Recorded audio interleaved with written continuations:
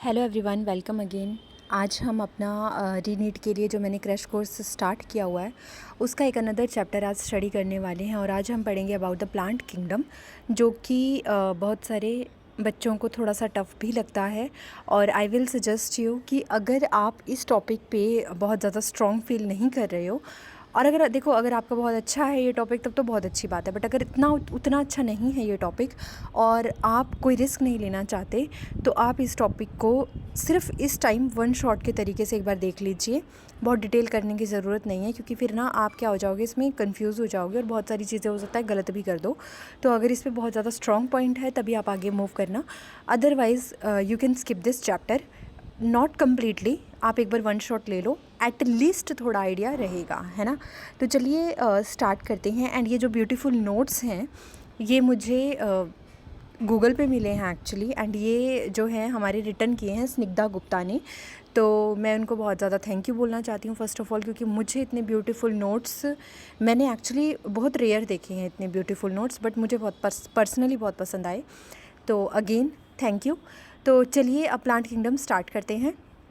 सबसे पहले हम प्लांट के बारे में जब बात करते हैं तो मैंने आपको कल एक चैप्टर करवाया था which was your biological classification, जो कि मेरी प्लेलिस्ट में आपको मिल जाएगा, राइट। एक सेपरेट प्लेलिस्ट मैंने बना दी है रीनीट के लिए, तो आप वहाँ पे जाकर के सारे चैप्टर ढूंढ सकते हैं।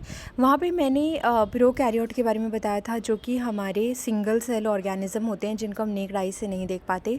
फिर हमने यूनिसेल्युलर यूकैरियोट की बात की थी, तब हमने उसके बाद मल्टी सेल्युलर जिनका लूज टिश्यू सिस्टम होता है, फंगस के बारे में बात की थी।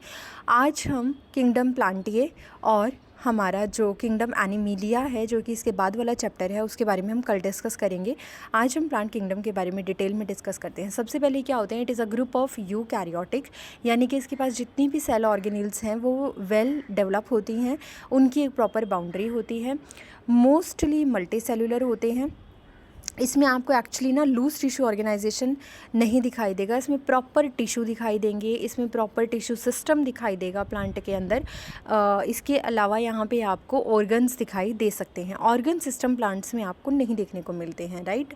तो मोस्टली ये मल्टी सेल्युलर होते हैं, बहुत सारी सेल्स होती हैं इनमें जिनमें लेबर ऑफ डिवीज़न भी देखने को मिलता है। दे आर क्लोरोफिलस ऑर्गेनिज्म, मतलब कि इनके पास क्लोरोफिल होता है, और क्लोरोफिल होने की वजह से ही ये सनलाइट की प्रेजेंस में अपना खाना खुद बना सकते हैं। अब किसी भी चीज़ को क्लासीफाई करने के लिए एक बेस होना चाहिए, एक सिस्टम होना चाहिए। तो हमारे पास स्टार्टिंग से ही एक सिस्टम था, एक अलग अलग सिस्टम दिए गए, ड्रॉबैक्स आती गई, हम नए सिस्टम पे मूव करते गए। सबसे पहला सिस्टम था artificial system of classification, and this classification is based on some morphological और एक्सटर्नल कैरेक्टर, राइट। आप सिर्फ बाहर से देखो किसी को और उसके बिहाफ पे ही आप उसको क्या कर दो, कैटेगराइजेशन उसका कर दो। For example, sexual system of classification which was given by Carolus Linnaeus, उसमें उन्होंने क्या लिया था कि एंड्रोशियम लिया था, उसको बेस माना था, उसको बेस फीचर माना था। एंड्रोशियम क्या होता है, it is male reproductive part of a flower, right. तो एंड्रोशियम को उन्होंने क्या लिया था, मेन क्लासिफिकेशन सिस्टम लिया था कैरोलस लीनियस ने। बट इसकी ड्रॉबैक्स क्या थी, तो चलिए एक बार ड्रॉबैक के बारे में बात कर लेते हैं। जो रिलेटेड स्पीसीज़ थी उनको अलग कर दिया गया, they got separated. Vegetative and reproductive character को इक्वल वेटेज दिया गया था, जबकि हम जानते हैं कि इक्वल वेटेज आप नहीं दे सकते हो। रिप्रोडक्टिव कैरेक्टर जो होते हैं they are very stable as they get less influenced by the environment. आपका कोई भी रिप्रोडक्टिव जो रिप्रोडक्टिव ऑर्गन होगा या रिप्रोडक्टिव कैरेक्टर होगा वो इन्वायरमेंट से बहुत ही कम क्या होता है, इन्फ्लुएंस्ड होता है। बट अगर वहीं पे हम किसी वेजिटेटिव कैरेक्टर की बात करते हैं, वो आपका प्लांट का जो होगा वो एनवायरनमेंट के अकॉर्डिंग चेंज हो जाता है। For example leaf is a vegetative part, right. तो अगर मैं उसकी मॉडिफिकेशन की बात करूँ तो एनवायरनमेंट टू एनवायरनमेंट वो चेंज हो रही है, तो लीफ मॉडिफिकेशंस हमारे पास आ जाते हैं। बट वहीं पर अगर मैं एंड्रोशियम और गाइनोशियम की बात कर लूँ, वो चेंज नहीं होने वाला है। उसके बाद इन्होंने नेक्स्ट सिस्टम क्लासिफिकेशन आया which was natural system of classification, and this classification is based on external. ध्यान देना, ये एक्सटर्नल चीज़ों पे भी बेस था, इसमें इंटरनल चीज़ें भी बेस की गई, एनाटॉमिकली चीज़ों को रखा गया, एम्ब्रियोलॉजिकल एविडेंसेस रखे गए, फाइटोकेमिकल फीचर्स रखे गए, एंड अल्ट्रा स्ट्रक्चर के बारे में बात की गई। फाइटोकेमिकल का मतलब होता है जो प्लांट के केमिकल्स होते हैं। फॉर एग्जाम्पल सब एल्कलॉइड्स हो गए, मॉर्फिन हो गया, कोडीन हो गया, this all are the alkaloids. Molecular basis हो गए, आरएनए हो गया, डीएनए हो गया, उन सब के बेसिस पे क्या किया गया, नेचुरल सिस्टम क्लासिफिकेशन को रिप्रेजेंट किया गया। It shows natural affinities among organism, जो प्लांट आपके नेचुरली सिमिलर होते थे उन सबको मिला करके एक साथ रख दिया गया। इसमें जो क्लासिफिकेशन था, ये क्लासिफिकेशन हमारा George Bentham and Joseph Dalton Hooker ने दिया था एंड उन्होंने नेचुरल सिस्टम ऑफ क्लासिफिकेशन को वेल इस्टेब्लिश किया था।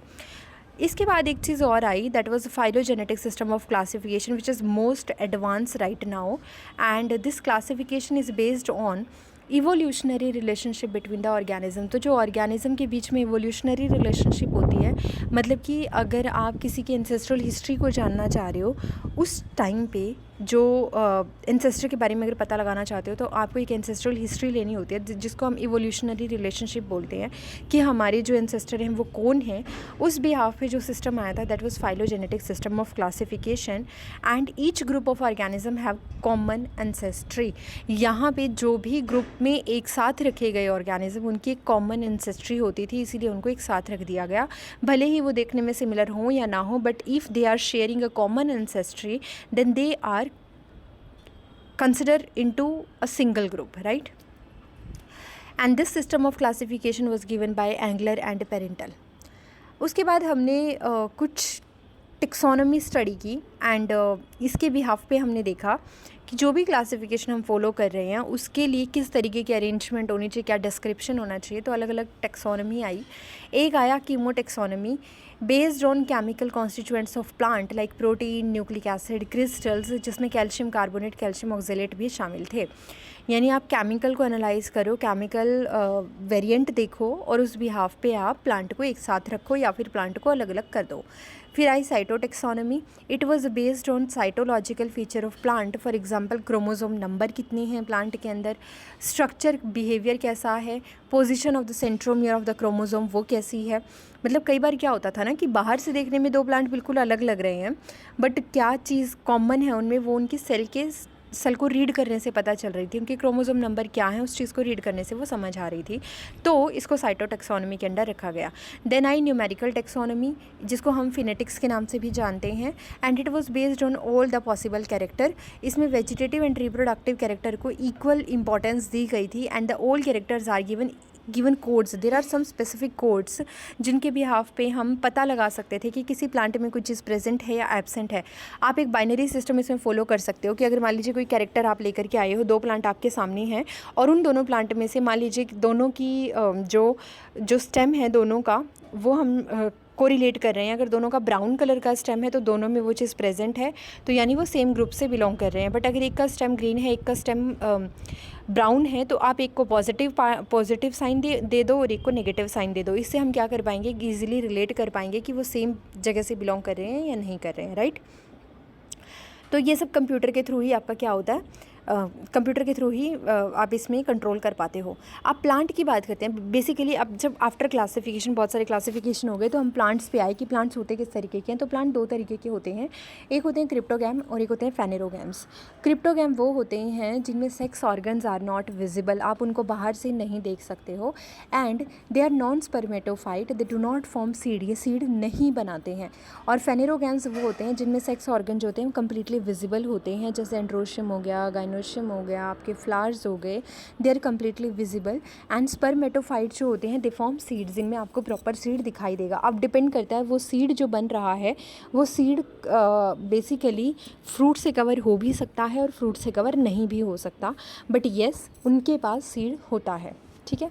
क्रिप्टोगैम जो थे ये हमारे बेसिक वाले प्लांट्स थे, जैसे स्टार्टिंग होती है एल्गी से, एल्गी हो गया, ब्रायोफाइट्स हो गए, टेरिडोफाइट हो गए, ये सारे के सारे क्रिप्टोगैम थे। जिम्नोस्पर्म हो गया, एंजियोस्पर्म हो गया, ये सारे हमारे फेनेरोगैम्स होते हैं। अब एल्गी की बात करें तो एल्गी की फर्दर क्लासिफिकेशन में 3 तरीके की एल्गी आती है, क्लोरोफाइसी हो गई, फियोफाइसी हो गई, रोडोफाइसी हो गई, राइट। हम ना इसी सीरीज़ में पढ़ने वाले हैं पूरे चैप्टर को। ब्रायोफाइट को 3 कैटेगरी में डिवाइड किया गया है। नेक्स्ट हिपैटिकोप्सिडा, एंथोसिरोटॉप्सिडा और ब्रायोप्सिडा, जिसमें से आपको सिर्फ हिपैटिकोप्सिडा और ब्रायोप्सिडा पढ़ना है। हिपैटिकोप्सिडा थोड़ा बेसिक है, जिसको हम लिवरवर्ट के नाम से जानते हैं, और ब्रायोप्सिडा में आपकी मोसिस आ जाते हैं जो थोड़ी एडवांस है। उसके बाद टेरिडोफाइट्स आते हैं जिसकी फर्दर 4 क्लासेस हैं, सिलोप्सिडा हो गया, स्फेनोप्सिडा हो गया एंड लाइकोप्सिडा, टेरोप्सिडा। इनके एग्जांपल बहुत ज़रूरी हैं याद करने। जिम्नोस्पर्म में आपके पास अनदर एग्जांपल्स आते हैं क्लासेस के, साइकैडोप्सिडा आ गया एंड कॉनिफेरोप्सिडा आ गया, जिनाटॉप्सिडा आ गया, राइट। तो ये अलग अलग हमारे पास क्या आते हैं, जिसमें बेसिकली साइडोप्सिडा में क्या आ जाते हैं आपके साइकेड्स आ जाते हैं, निटेल्स आ जाते हैं आपके जिनाटॉप्सिडा में, कॉनिफेरेल्स आ जाते हैं आपके कॉनिफेरोप्सिडा में। एंजियोस्पर्म में 2 ही क्लासेस होती हैं, एक होती है मोनोकोट की और एक होती है डाइकोट की। या तो एक ही कॉटिलिडन होगा तो आप उसको मोनोकोट बोलोगे, अगर आपके पास 2 कॉटिलिडन आपको प्लांट्स में दिखाई दे रहे हैं तो आप उसको डाइकोट बोलोगे। तो चलिए स्टार्ट करते हैं, बट स्टार्टिंग से पहले जब हम एल्गी पे रीच करें उससे पहले हम एक कंसेप्ट समझते हैं, which is alternation of generation. देखो, एक प्लांट स्टार्टिंग जब उसकी लाइफ हो रही है वहाँ से लेकर के स्टार्ट हो रही है, जब वो पूरी अपनी लाइफ साइकिल को ख़त्म करता है, उस टाइम पे उसकी लाइफ में 2 तरीके की फ़ेज़ आती हैं। या तो वो हैप्लॉइड फेज़ में रहता है या वो डिप्लॉइड फेज़ में रहता है। हैप्लॉइड का मतलब होता है सिंगल सेट ऑफ क्रोमोसोम उसके पास रहेंगे, और डिप्लॉइड का मतलब होता है डबल सेट ऑफ क्रोमोसोम वहाँ पे रहने वाले हैं, राइट। जैसे ह्यूमन में 23 और 46 का चांस होता है, यानी 43 और 26 का हम कंसिडर करते हैं। 23 इज़ हैप्लॉइड और 46 हमारा डिप्लॉइड होता है। इसी तरीके से प्लांट में भी सेम रहेगा, या तो प्लांट में अलग अलग क्रोमोसोम नंबर हो सकते हैं। मैं जस्ट एक एग्जांपल लेके चल रही हूँ, राइट, कि 44 है, 22 है, इस तरीके से। तो उस स्टेज में जब वो अपनी हैप्लॉइड स्टेज में रहता है तो उसको हम बोलते हैं गैमेटोफाइट। और जब वो अपने गैमेट्स बना लेता है उसके बाद वो गैमेट्स फ्यूज़ करते हैं, वो गैमेट्स भी नेचुरली हैप्लॉइड ही होंगे। तो जब वो गैमेट्स फ्यूज़ करते हैं तो एक स्टेज आती है जिसको हम बोलते हैं डिप्लॉइड स्टेज। अब वो डिप्लॉइड स्टेज होती है जिसको हम बोलते हैं स्पोरोफाइट, ठीक है। अब स्पोरोफाइट जो होती है उसमें स्पोर्स रहते हैं, और जो गैमेटोफाइट होती है उसमें गैमेट्स रहते हैं। तो जो स्पोरोफाइट है और जो गैमेटोफाइट है, एक प्लांट के अंदर इन लाइफ साइकिल का टाइम पीरियड अलग अलग हो सकता है। जो बेसिक प्लांट होते हैं, जो बहुत स्टार्टिंग प्लांट थे, फॉर एग्जांपल एल्गी हो गया, ब्रायो हो गया, ब्रायोप्सिडा हो गए, तो ब्रायोफाइट्स हो गए, तो उनमें क्या होता था कि जो गैमेटोफिटिक स्टेज थी, यानी जो हैप्लॉइड स्टेज थी, वो लंबी चलती थी। इसलिए इनके अंदर गैमेटोफाइट जो है वो थोड़ा ज़्यादा प्रोमिनेंट होता है, वो लंबे टाइम तक चलता है। इसके अलावा जब और एडवांस आप होते चले गए तो एक स्टेज आई जिसमें गैमेटोफिटिक स्टेज और स्पोरोफिटिक स्टेज का टाइम पीरियड जो था वो लगभग बराबर रहा। तो उस कंडीशन को हमने बोल दिया कि वो एक हैप्लोडिप्लॉन्टिक लाइफ साइकिल को फॉलो कर रहे हैं। अगर गैमेटोफिटिक स्टेज हाई है तो हम उसको बोलते हैं कि वो हैप्लॉन्टिक लाइफ साइकिल को फॉलो कर रही है। अगर स्पोरोफिटिक स्टेज काफ़ी लंबा टाइम ले रही है एक प्लांट की लाइफ में तो हम बोलेंगे कि वो आपकी डिप्लॉयड फेज़ को फॉलो कर रही है। और अगर हैप्लॉइड और डिप्लॉइड दोनों ही इक्वल टाइम ले रहे हैं एक प्लांट की लाइफ साइकिल में तो हम उसको बोलते हैं कि वो हैप्लोडिप्लॉन्टिक लाइफ साइकिल को फॉलो कर रही है। स्टार्टिंग जो थी, जो बेसिक प्लांट थे, वो हैप्लॉन्टिक लाइफ साइकिल को फॉलो करते थे। तो यहाँ पे यही दिखाया गया है that it shows alternation of generation, ये आपका एनिमल किंगडम में भी आएगा word, and it continuous switch over of haploid and diploid body, या तो हैप्लॉइड रहेगी या डिप्लॉइड रहेगी, found in all sexually reproducing organism. इसमें होता क्या है कि जो स्पोरोफाइट होते हैं वो स्पोर बियरिंग प्लांट बॉडी होती है विच इज़ अ डिप्लॉइड और 2n इन नेचर, राइट। अब उसमें क्या होता है कि रिडक्शनल डिवीज़न होती है, मियोसिस होती है, और मियोसिस के बाद कुछ एक बॉडीज़ बनती हैं जिनको हम गैमेटोफाइट बोलते हैं, and they are the gamete bearing plant body. इनके पास गैमेट्स होते हैं और यही रीज़न होता है कि गैमेट्स बना लेती हैं, जिसकी वजह से वो गैमेट्स बाद में सिंगेमी शो करते हैं, फ्यूज़न शो करते हैं, फर्टिलाइजेशन होता है, और फाइनली स्पोरोफिटिक प्लांट बॉडी बन जाती है। अब देखो, इन्होंने हैप्लॉन्टिक दिखा रखा है, डिप्लॉन्टिक दिखा रखा है, और हैप्लोडिप्लॉन्टिक 3 लाइफ साइकिल दिखाई गई हैं। पहले हम बात करते हैं about the haplontic life cycle की। तो इसमें गैमेटोफिटिक स्टेज जो है वो डोमिनेंट है। इसने 2 गैमेट्स बनाए हैं, इन गैमेट्स में सिनगेमी हुई है, जाइगोट बना है, और जाइगोट जो है वो 2n है। जाइगोट तुरंत ही क्या बना देता है, स्पोर बना देता है। कैसे बना देता है, जाइगोट में मियोसिस हो जाती है और स्पोर बन जाते हैं। Spores are haploid in nature, और फिर ये जर्मिनेट करते हैं और ये क्या बनाते हैं, गैमेटोफिटिक स्टेज बनाते हैं। तो लाइफ साइकिल कंटिन्यू हो रही है। अब यहाँ पे अगर आप ध्यान से देखोगे तो जाइगोट बहुत ही छोटा है, इन्होंने एरो से दिखा भी रखा है। जाइगोट जो है वो बहुत ही छोटा टाइम पीरियड ले रहा है जो कि डिप्लॉइड है, बाकी सारी फेज़ हैप्लॉइड है। इसीलिए they found in the most algae. इसमें क्या होगा, एल्गी में सबसे ज़्यादा हैप्लॉन्टिक लाइफ साइकिल हमें देखने को मिलती है, but there are some exception also. तो एल्गी की अगर मैं बात करूँ तो gametophytic stage is the main dominant body, and जो गैमेटोफाइट है वो डोमिनेंट बॉडी है। यहाँ पे गैमेटोफाइट है, मल्टी सेल्यूलर होता है, ये अपना खाना खुद बना सकता है, ये इंडिपेंडेंट होता है।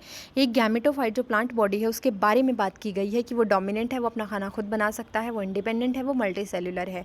स्पोरोफाइट जो है वो यहाँ एल्गी के अंदर वो बहुत ही छोटा है, हाईली रिड्यूस्ड है, and it represented by a single celled zygote, right, and it shows zygotic meiosis. ऐसा आपको most most of the algae में देखने को मिलेगा, सारी एल्गी में देखने को नहीं मिलता है। उसके बाद हम बात करते हैं about the diplontic life cycle. इसमें क्या होगा कि जो डिप्लॉयड फेज़ है वो ज़्यादा लंबे टाइम के लिए रहने वाली है। तो डिप्लॉयड फेज़ में क्या होता है कि स्पोरोफाइट, अगर आप देखोगे तो स्टार्टिंग हम स्पोरोफाइट से करते हैं। स्पोरोफाइट यहाँ पे लंबे टाइम के लिए चलेगी। 2n यहाँ पे स्पोरोफाइट रिप्रेजेंट कर रहा है। स्पोरोफाइट में स्पोर मदर सेल्स होती हैं जिसको SMC से रिप्रेजेंट किया गया है, ये भी 2n होती हैं। इनमें मियोसिस होती है और स्पोर बनते हैं which is haploid in nature. Spore जहाँ पे जर्मिनेट करते हैं वो गैमेटोफाइट बनाते हैं। गैमेटोफाइट से गैमेट्स बनते हैं, मेल और फीमेल गैमेट बनते हैं। मेल और फीमेल गैमेट में सिनगैमी होती है, फर्टिलाइजेशन होता है और जाइगोट का फॉर्मेशन होता है। जाइगोट से एम्ब्रियो बनता है और फाइनली एम्ब्रियो से स्पोरोफाइट बनता है। अगर आप ध्यान से देखोगे तो हैप्लॉइड प्लांट बॉडी में कहीं पे भी एम्ब्रियो नहीं आया था, तो इसका मतलब एल्गी जो होती हैं वो नॉन एम्ब्रियोफाइट्स होती हैं। बट डिप्लॉन्टिक जो प्लांट होते हैं उनकी लाइफ साइकिल में एक एम्ब्रियो की स्ट्रक्चर आती है जो कि मल्टी सेल्यूलर होता है और फिर वो आगे स्पोरोफाइट में डेवलप होता है। तो डिप्लॉन्टिक लाइफ साइकिल की क्या खास बातें हैं? मेन प्लांट बॉडी जो है यहाँ पे वो स्पोरोफाइट है which is multi cellular, again photosynthetic होती है, अपना खाना खुद बना लेती है, इंडिपेंडेंट होती है। गैमेटोफाइट की अगर हम बात करें तो गैमेटोफाइट यहाँ पे मल्टी सेल्यूलर होगी नो डाउट, बट बहुत ही रिड्यूस हो जाती है, हाईली रिड्यूस्ड है, डिपेंडेंट है एंड पैरासिटिक ऑन स्पोरोफाइट। ये स्पोरोफाइट के ऊपर पैरासाइट की तरह काम करती है, उससे अपना खाना ले रही होती है, अपना खाना अब ये खुद नहीं बना पाती। यहाँ पे स्पोर में मियोसिस होती है, इसलिए हम इसको स्पोरिक मियोसिस बोलते हैं। एक्चुअली ना यहाँ पे स्पोर मदर सेल में मियोसिस होती है, इसीलिए हम इसको स्पोरिक मियोसिस बोल देते हैं। और ये किस में मिलेगी? एडवांस प्लांट्स के अंदर आपको डिप्लॉन्टिक लाइफ साइकिल मिलती है, जैसे कि जिम्नोस्पर्म हो गया, एंजियोस्पर्म हो गया, ये बहुत ही एडवांस प्लांट है, इनके अंदर आपको क्या मिल जाएगी? डिप्लॉन्टिक लाइफ साइकिल मिलती है। उसके बाद हम हैप्लोडिप्लॉन्टिक की बात करते हैं, तो इसमें ना इक्वल टाइम पीरियड दिया गया है हैप्लॉइड के लिए भी और डिप्लॉइड के लिए भी। तो यहाँ पे हम स्टार्ट करते हैं गैमेटोफाइट से। तो गैमेटोफाइट ने अपने जो प्लांट बॉडी है वो गैमेटोफाइट है एंड वो अपना खाना खुद बना सकती है। मेल और फीमेल वो गैमेट्स जनरेट करती है, उनमें सिनगैमी होती है, जाइगोट का फॉर्मेशन होता है, उससे एम्ब्रियो बनता है, एम्ब्रियो से स्पोरोफाइट बनता है अगेन, एंड इसमें स्पोर मदर सेल जो है वो अगेन मियोसिस करके स्पोर बना देती है और स्पोर जो होते हैं वो जर्मिनेट करके गैमेटोफाइट बना देते हैं। तो साइड में इन्होंने क्या लिखा है कि जो हैप्लॉइड और डिप्लॉइड फेजेस हैं वो मल्टी सेल्यूलर हैं, यानी गैमेटोफाइट और स्पोरोफाइट दोनों ही मल्टी सेल्यूलर हैं and found almost for similar period of time. Haploid और डिप्लॉइड दोनों ही सिमिलर पीरियड ऑफ टाइम के लिए दिखाई देती हैं।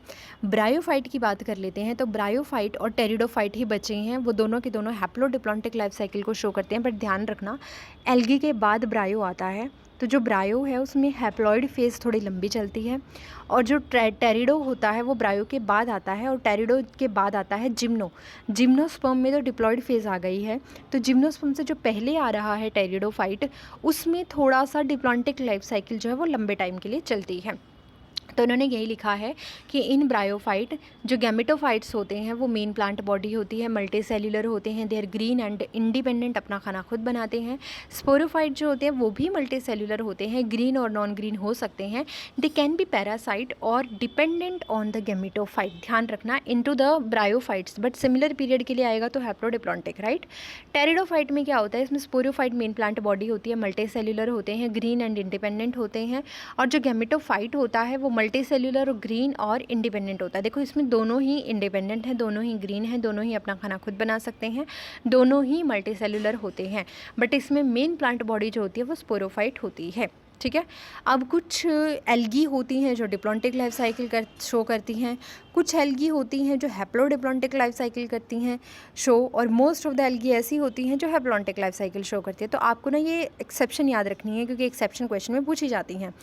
तो अगर मैं बताऊं कि डिप्लॉन्टिक लाइफ साइकिल कौन सी एल्गी शो करती है, तो याद रखोगे Fucus which is a brown algae, Fucus which is a brown algae, और some algae shows haplodiplontic life cycle, for example Ectocarpus, Polysiphonia and kelp, ठीक है। कैल्प, पॉलीसाइफोनिया, एक्टोकार्पस, इसको आप कैप करके याद कर सकते हो, CEP कैप करके याद कर सकते हो। दोनों ही तीनों ही ब्राउन एल्गी के एग्जाम्पल हैं, इवन चारों ही ब्राउन एल्गी के एग्जाम्पल होते हैं। तो चलिए अब एक एक करके एल्गी से स्टार्ट करते हैं। एल्गी का पहले हम मेन कैरेक्टर देखेंगे कि जो एल्गी होती है वो एक्चुअल में कैसी होती है, क्या उसका एनवायरनमेंट होता है। उसके बाद जो उसकी क्लासिफिकेशन है, जो उसकी क्लासेस हैं, उसके बारे में बात करेंगे। तो एल्गी जो होती है it grows in aquatic habitat mainly, खास करके एक्वेटिक हैबिटेट में ये ग्रो करती है। अब वो मेरीन हो सकता है, फ्रेश वाटर हो सकता है, ठहरा हुआ ब्रैकिश वाटर हो सकता है। It can be even associated with other organism like fungus हो गया, स्लोथ बियर हो गया, इनके साथ भी अटैच हो सकती है। फंगस के साथ अगर एल्गी अटैच है तो उसको हम लाइकन बोलते हैं। ये मैंने लास्ट क्लास में बताया था। इनकी जो बॉडी होती है ना वो थैलस लाइक होती है। थैलस का मतलब होता है चपटी सी एक परत मान लो, है ना। ये ऐसे प्लांट नहीं होते हैं एल्गी कि खड़े हुए प्लांट हों या इनका कोई स्टेम हो पर्टिकुलर, ऐसा नहीं होता। अगर आपने कभी देखा हो जहाँ पे पानी ठहर जाता है वहाँ पे ग्रीन कलर की काई लग जाती है, उसको हम एल्गी बोलते हैं एक्चुअली। और वो एक लेयर सी होती है, थोड़ी स्लगिश सी होती है, थोड़ी स्लाइमी सी होती है, और वो एक लेयर सी बना लेती है, उसको हम बोलते हैं थैलॉइड बॉडी। ठीक है, इरेक्ट पोस्चर नहीं होता एक्चुअली, ये थैलॉइड बॉडी होती हैं। और इनका जो मेन प्लांट बॉडी है वो गैमेटोफाइट है। हैप्लॉन्टिक लाइफ साइकिल को ही शो करती है। थायलॉइड जो होता है ना वो एक ऐसी बॉडी होती है जो which is not well differentiated into root, stem and leaf. मतलब उसका कोई रूट नहीं पता होता, स्टेम नहीं पता होता, लीफ नहीं पता होती, वो वेल डिफरेंशिएटेड नहीं होती है। ठीक है, उसके बाद यहाँ पे जो स्पोरोफाइट होता है वो एक सिंगल सेल से रिप्रेजेंट होता है, जिसको हम जाइगोट बोलते हैं, विच परफॉर्म मियोसिस। यानी कि यहाँ पे जाइगोटिक मियोसिस होती है, जैसे कि मैंने अभी थोड़ी देर पहले बताया भी आपको कि एल्गी के अंदर जाइगोटिक मियोसिस देखने को मिलती है। वेस्कुलर टिश्यूज़ के अंदर नहीं होते, इसलिए हम इनको नॉन वेस्कुलर प्लांट बोलते हैं, क्योंकि सारा दिन खुद पानी में डूबे रहते हैं। और दूसरी चीज़, इनके पास जाइलम नहीं होता, वेसल्स नहीं होती, ट्रैकेड्स नहीं होते हैं, तो ऐसे मान सकते हो कि वेस्कुलर सिस्टम इसके पास एब्सेंट होते हैं। ठीक है, तो हम बोल सकते हैं कि इनको नॉन ट्रैक्योफाइट भी बोला जाता है या फिर इनको ए ट्रैक्योफाइट भी बोला जाता है। रिप्रोडक्शन की बात करें तो 3 तरीके का रिप्रोडक्शन है। वेजिटेटिव हो गया, सेक्सुअल हो गया, सेक्सुअल हो गया। वेजिटेटिव रिप्रोडक्शन जो होता है वो फ्रेगमेंटेशन से होता है, टुकड़ों में टूट जाती है और जहाँ भी ग्रो करती है, जहाँ भी जाती है वहीं पर ग्रो कर जाती है। ए सेक्शुअल रिप्रोडक्शन की बात करें तो यहाँ पे माइटोस्पोर होते हैं, ए सेक्शुअल स्पोर होते हैं। अब वो ए सेक्शुअल स्पोर मोटाइल भी हो सकते हैं, नॉन मोटाइल भी हो सकते हैं। मोटाइल की बात करें तो मोस्ट कॉमन अगर हम देख रहे हैं तो वो जूस्पोर होते हैं यहाँ पे। ठीक है, ध्यान रखना, मोस्ट कॉमनली जूस्पोर होते हैं अगर वो मोटाइल ए सेक्शुअल स्पोर हैं। सेक्सुअल की बात करें तो 3 तरीके से हो सकती है। आइसोगैमी, अगर गैमेट्स सेम हैं तो आइसोगैमी होगी। अगर गैमेट्स देखने में सिमिलर नहीं है तो उनको एनाइसोगैमी बोल देते हैं। अगर एक गैमेट बहुत बड़ा है और एक गैमेट बहुत छोटा है तो हम उसको ऊगैमी बोल देते हैं। यूनिसेल्युलर इसमें सेक्स ऑर्गन होते हैं और वो नॉन जैकेटेड होते हैं, वो जैकेटेड नहीं होते हैं। Sex organ is found non jacketed and इनको हम क्या बोलते हैं, इनके सेक्स ऑर्गन को इनको बोला जाता है गैमेटेंशियम। गैमेटेंशियम इसको बोला जाता है। कुछ एल्गी में जैसे कारा हो गया वो मल्टी सेल्युलर होती है। मोस्टली एल्गी आपके पास थैलॉइड ऑर्गेनाइजेशन रखती हैं और नॉन जैकेटेड सेक्स ऑर्गन रखती हैं। बट कारा जैसे ग्रीन एल्गी जो हो गई वो जैकेटेड सेक्स ऑर्गन रखती है। ये एनसीईआरटी में मेंशन नहीं है इसलिए आप इसको स्किप कर सकते हो। यहाँ पे इवन साइड में एक डायग्राम भी दिखाया गया है जिसमें एक बड़ी सी स्ट्रक्चर को ऊगोनियम बोला गया है और नीचे गोल सी स्ट्रक्चर बनाई गई है जिसको एंथ्रीडियम बोला गया है। एंथ्रीडियम जो है वो मेल के लिए है, ऊगोनियम जो है वो फीमेल के लिए है। और ये जो स्ट्रक्चर दिखा रखी है, ब्रांच दिखा रखी है कारा की, ग्रीन एल्गी की एक इरेक्ट पोस्चर में ब्रांच दिखा रखी है। कारा जो होती है वो थोड़ी सी इरेक्ट होती है, वो थैलस ऑर्गेनाइजेशन नहीं रख रही है उतना। ठीक है, अब एक कंपैरेटिव स्टडी कर लेते हैं तीनों की। क्लोरोफाइसी ग्रीन एल्गी हो गई, फियोफाइसी ब्राउन एल्गी हो गई और रोडोफाइसी रेड एल्गी हो गई। सबसे पहले हैबिटेट की बात करते हैं। आपको ये कंपैरेटिव चार्ट से बहुत चीज़ें क्लियर होंगी। हैबिटेट की बात करें तो मेनली फ्रेश वाटर होता है ग्रीन एल्गी का, मोस्टली एनसीईआरटी लाइन कवर है। ब्रैकिश और सोल्ट वाटर में भी ये रह लेती हैं। कोल्डर एंड वार्मर रीजन में ये ज़्यादा देखने को मिलती हैं। फियोफाइसी जो होती है वो फ्रेश वाटर में कुछ एक दिखाई देती हैं, ब्रैकिश वाटर में भी रह लेती हैं। सोल्टी वाटर में ये प्राइमरीली सोल्टी वाटर में दिखाई देती हैं और ज़्यादातर ठंडे इलाकों में ये मिलती हैं। रोडोफाइसी जो होती है रेड एल्गी होती है और ये हमें कुछ फ्रेश वाटर में देखने को मिलती है, ब्रैकिश वाटर में भी देखने को मिलती है, सॉल्ट वाटर में हमें ज़्यादातर दिखाई देती हैं, वार्मर रीजन में पाई जाती हैं। नीट वाले ये पूछ लेते हैं कि प्राइमरीली कहाँ मिलती है, मोस्टली कहाँ मिलती है, कुछ एक कहाँ पे मिलती हैं, तो आपको ना ये ध्यान रखना पड़ेगा। बॉडी की बात कर लेते हैं। क्लोरोफाइसी की बॉडी यूनिसेल्युलर भी हो सकती है, मल्टी सेल्युलर भी हो सकती है। यूनिसेल्युलर के एग्जांपल जो है वो क्लेमाइडोमोनास हो गया जो कि मूव कर सकता है, मोटाइल एल्गी है ग्रीन एल्गी। क्लोरेला जो है वो नॉन मोटाइल ग्रीन एल्गी है, राइट। और ये मोस्टली यूनिसेल्युलर ही होती हैं ग्रीन एल्गी। मल्टी सेल्युलर की बात करें तो या तो वो कॉलोनी की फॉर्म में रहती हैं या फिर वो फिलामेंट की फॉर्म में रहती हैं। कॉलोनी की फॉर्म में रहती हैं तो आप उनको बोलोगे कॉलोनियल वॉल्वेक्स, एग्जाम्पल में आ जाएगा वॉल्वोक्स जो कि कई बार पूछा गया है। इसका डायग्राम एनसीईआरटी में दिखा भी रखा है, जैसे कि इन्होंने भी दिखा रखा है, जहाँ पे एक डॉटर कॉलोनी और एक पेरेंट कॉलोनी दिखाई गई है। ठीक है। उसके बाद फिलामेंटस भी हो सकती हैं, जैसे स्पाइरोगायरा हो गया, यूलोथ्रिक्स हो गया, ये फ्रेगमेंटेशन से रिप्रोडक्शन भी कर लेते हैं। अगर आप यहाँ पे डायग्राम देखोगे तो क्लेमाइडोमोनास का डायग्राम भी दिखाया गया है, जिसमें फ्लैजिला दिखाए गए हैं, क्लोरोप्लास्ट दिखाया गया है which is a cup shape. ध्यान रखना क्लेमाइडोमोनास का क्लोरोप्लास्ट जो होता है वो कप शेप होता है। और आपका पायरिनॉइड जो कि स्टोरिंग बॉडी होता है, खाना स्टोर करने के लिए होता है। यूलोथ्रिक्स भी यहाँ पे एक डायग्राम में दिखाया गया है। ठीक, इनमें फ्रेगमेंटेशन होगा और ये नया यूलोथ्रिक्स दे सकते हैं। फियोफाइसी की अगर मैं बॉडी की बात करूँ तो ये यूनिसेल्युलर फॉर्म आपको इसमें दिखाई नहीं देगी, मोस्टली एब्सेंट होगी।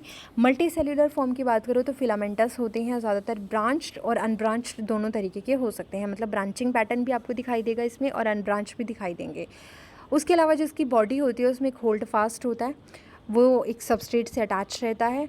उसके बाद एक स्टाइप होती है जो कि एक स्टॉक की तरह काम करती है। एंड देन आपको इसमें एयर वेसिकल्स और फ्रॉन्ड दिखाई देते हैं। फ्रॉन्ड यहाँ पे ग्रीन होता है जो अपना सनलाइट का यूज़ करके खाना बना लेता है। तो फियोफाइसी अपना खाना कैसे बनाती है, फ्रॉन्ड का यूज़ करके अपना खाना बना लेती है।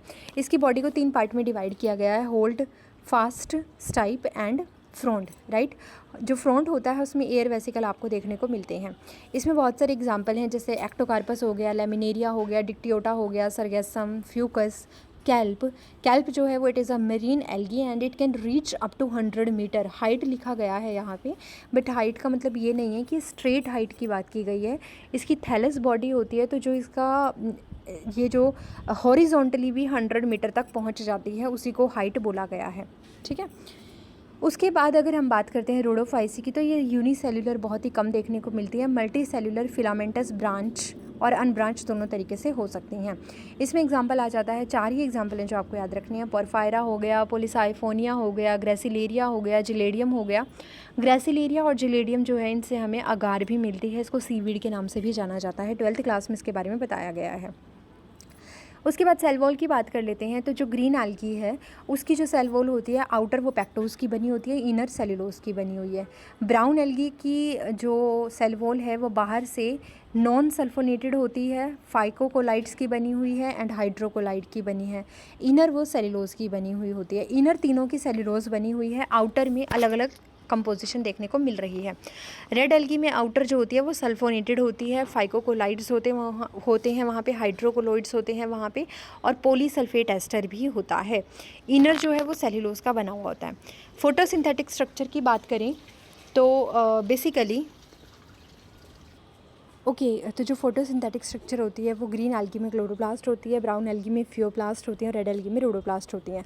फोटोसिंथेटिक पिगमेंट की अगर हम बात कर रहे हैं तो देखो क्लोरोफिल ए तीनों के अंदर होगा और क्लोरोफिल बी एक्स्ट्रा में होगा ग्रीन एल्गी के पास, क्लोरोफिल सी एक्स्ट्रा में होगा ब्राउन एल्गी के पास, और क्लोरोफिल डी जो होगा वो एक्स्ट्रा में रहेगा रेड एल्गी के पास, राइट। तो जो मेन पिगमेंट हैं क्लोरोफिल ए और बी वो ग्रीन एल्गी के अंदर मिलेंगे। उसके अलावा बीटा कैरोटीन और ज़ैंथोफिल मिलता है। क्लोरोफिल ए और सी आपको ब्राउन एल्गी में मिलेंगे मेन पिगमेंट। उसके अलावा फ्यूकोजेंथिन, ज़ैंथोफिल मिल जाते हैं जो कि ब्राउन कलर देते हैं। प्रीडोमिनेंट यहाँ पे ये पिगमेंट रहता है। क्लोरोफिल ए और डी जो है वो मेन पिगमेंट हैं जो कि आपको रेड एल्गी में देखने को मिलेंगे। और उसके अलावा वहाँ पे रेड कलर किसकी वजह से आता है, वो आता है फाइकोइरिथ्रिन की वजह से, which is the predominant pigment in the red algae. अगर हम ब्राउन एल्गी के कलर की बात करें तो वो वेरी करता है olive green to different shades of brown. And अगर हम रेड एल्गी की बात करते हैं तो ये जो होती है ना रेड एल्गी, ये आपको बहुत ही जैसे ओशियन हो गया, ओशियन के बेड पे आपको ये दिखाई देगी, यानी ग्रेट डेप्थ पे आपको मिल जाती है। बट ध्यान रखना वहाँ तक सनलाइट जानी चाहिए, मतलब ओशियन का कहने का मतलब मेरा ये है जहाँ तक सनलाइट जा सकती है, जितना डीप तक सनलाइट जा सकती है आपको रेड एल्गी वहाँ तक मिल जाएगी। उसके बाद हम बात करते हैं स्टोर्ड फूड की। तो जो स्टार्च एंड ऑयल हैं वो पायरिनोड की फॉर्म में स्टोर रहते हैं ग्रीन एल्गी में।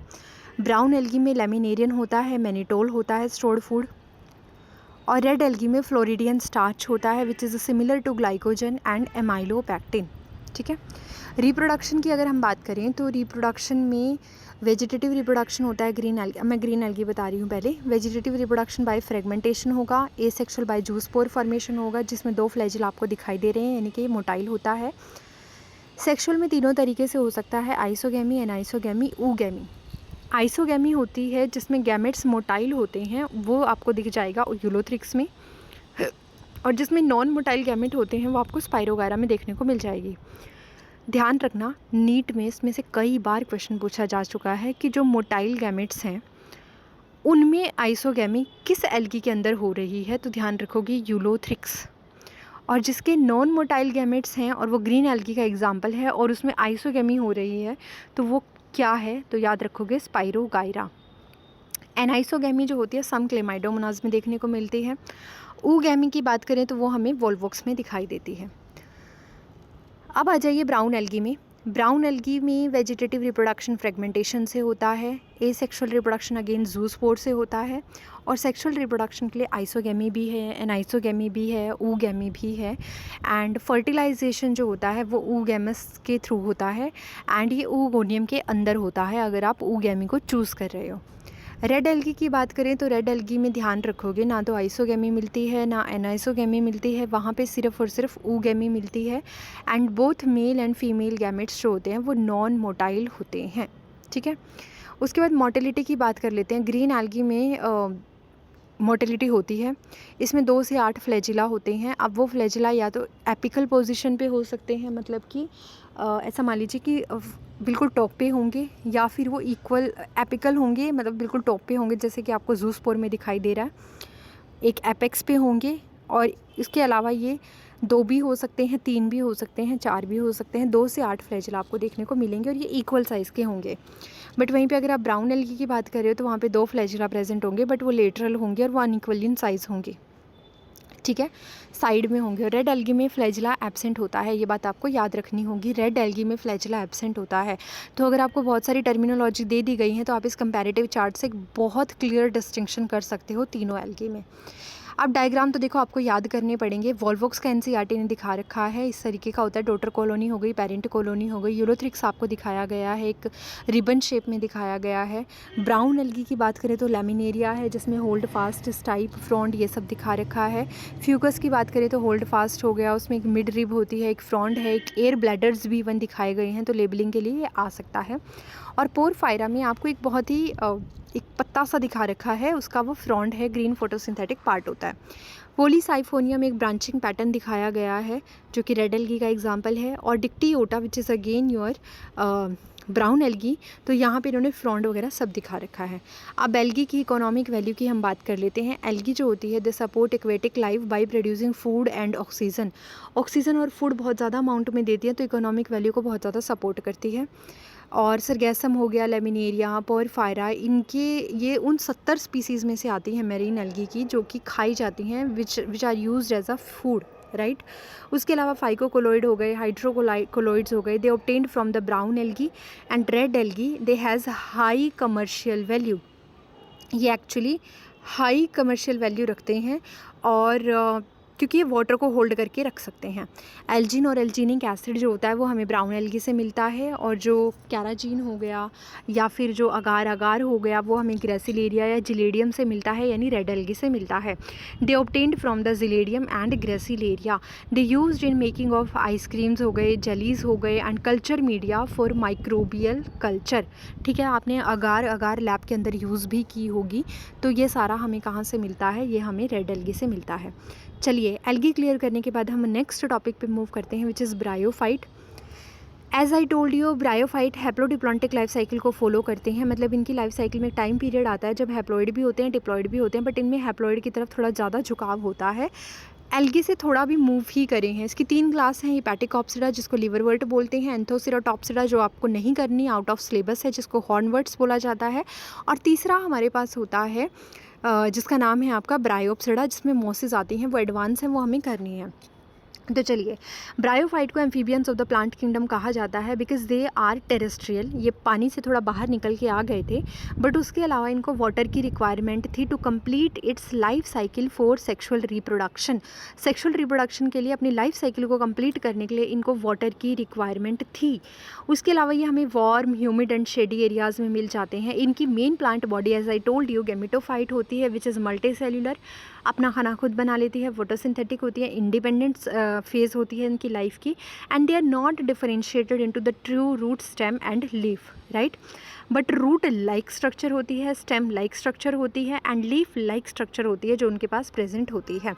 स्पोरोफाइट की हम अगर बात करते हैं तो मल्टी सेल्यूलर होगा स्पोरोफाइट, इनका ग्रीन और नॉन ग्रीन हो सकता है, टोटल और पार्शियल पैरासाइट हो सकता है गैमेटोफाइट पे, मतलब अपना खाना लेने के लिए वो डिपेंडेंट हो सकता है अपना गैमेटोफाइट के ऊपर।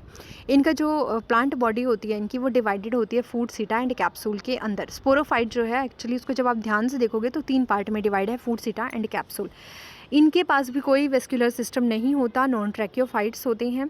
रिप्रोडक्शन की बात करें तो वेजिटेटिव रिप्रोडक्शन बडिंग के थ्रू कर लेते हैं, फ्रेगमेंटेशन के थ्रू कर लेते हैं, और अगर मोसिस की बात करें तो मोसिस में एक पर्टिकुलर स्टेज आती है जिसको प्रोटोनिमा बोला जाता है, उसके थ्रू भी ये क्या कर लेते हैं, रिप्रोडक्शन कर लेते हैं। इसके अलावा लीवर वर्ट में एक सेक्सुअली एक स्ट्रक्चर होती है, ए सेक्शुअल स्ट्रक्चर, जिसको गैमी कप बोला जाता है, और उसके अंदर गैमा स्पोर्स बनते हैं which is a sexual spore, right. उसके अलावा सेक्सुअल रिप्रोडक्शन के लिए oogamie फॉलो करते हैं, जिसमें इनके पास मल्टी सेल्यूलर सेक्स ऑर्गन होते हैं और वो जैकेटेड सेक्स ऑर्गन होते हैं। ध्यान देना एल्गी के पास जैकेटेड सेक्स ऑर्गन नहीं थे, बट ब्रायोफाइट्स के पास जैकेटेड सेक्स ऑर्गन होते हैं।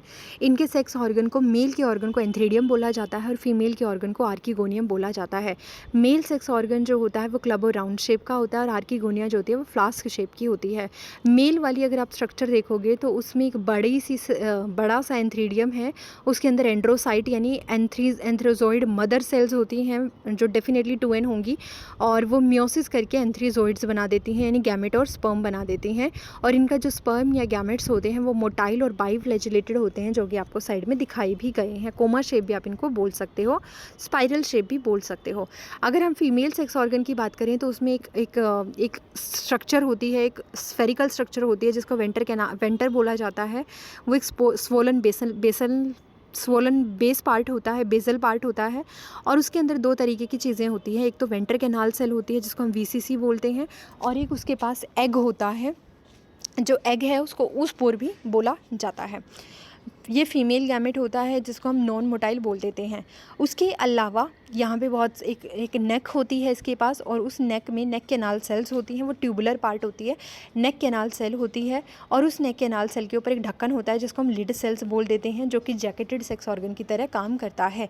और सबसे पहले नेक कैनाल सेल है, अगर कोई मेल गैमेट आएगा तो पहले उसको नेक कैनाल सेल को कवर करना होगा, तोड़ना होगा, फिर उसे वेंटर कैनाल सेल तक पहुँचना होगा, उसके बाद वेंटर कैनाल सेल को हटाना होगा, उसके बाद वो कहाँ पहुँचेगा, एग के पास पहुँचेगा और एग को फर्टिलाइज़ कर पाएगा। तो ये तरीका यहाँ पे दिखाया गया है। अब यहाँ पे यही चीज़ समझाई गई है, आप नीचे वाले पेज पे आ जाइए। सेम चीज़ समझाई गई है कि जो मेल के गैमेट होते हैं, जो कि एंथीरोजॉइड्स होते हैं, एक्चुअली ये क्या करते हैं, ये ट्रांसफ़र होते हैं टू द फीमेल गैमेट, ये फीमेल गैमेट तक ट्रांसफ़र होते हैं with the help of water and influence of chemical, या तो केमिकल की वजह से जिसको हम कीमोटैक्टिक मूवमेंट बोलते हैं उसकी वजह से, या फिर वाटर की वजह से इन्फ्लुएंस होते हैं, और मेल गैमेट यहाँ तक फीमेल गैमेट तक पहुँच जाता है। यानी फीमेल गैमेट क्या है, यहाँ पे एग होता है आपका फीमेल गैमेट, दोनों में सिंगैमी हो गई, दोनों में जाइगोट बना विच इज़ डिप्लॉयड, उसमें माइटोसिस होती है यानी एम्ब्रियो का फॉर्मेशन होगा, बहुत सारी सेल्स बनेंगी जो कि एम्ब्रियो का फॉर्मेशन करेंगी, एंड देन वो एम्ब्रियो स्पोरोफाइट में कन्वर्ट होता है। यहाँ पे फर्स्ट टाइम एम्ब्रियो बना था इसलिए हम इसको फर्स्ट एम्ब्रियोफाइट्स बोलते हैं। उसके बाद जो स्पोरोफाइट है उसमें फूड सीटा और कैप्सूल तीनों पार्ट में वो डिवाइड होगा। कैप्सूल के अंदर एक स्ट्रक्चर होती है, कैप्सूल एक बहुत बड़ा स्फेरिकल बॉडी होती है, उसके अंदर स्पोर मदर सेल होती हैं जो 2n होती हैं, और उनमें म्योसिस होगी जिसको स्पोरिक म्योसिस बोला जाता है, उससे स्पोर बनेंगे, और वो स्पोर जहाँ भी डिस्पर्स करेंगे वो हैप्लॉइड होंगे, वो जहाँ भी डिस्पर्स करेंगे वहाँ पे जर्मिनेट करके वो गैमेटोफाइट बना देंगे। तो इस तरीके से पूरी लाइफ साइकिल कंप्लीट होती है। अब ब्रायोफाइट्स 2 तरीके के हैं, लिवर वर्ट हो गया और मोसिस हो गया। तो चलो एक एक करके इनके बारे में स्टडी करते हैं।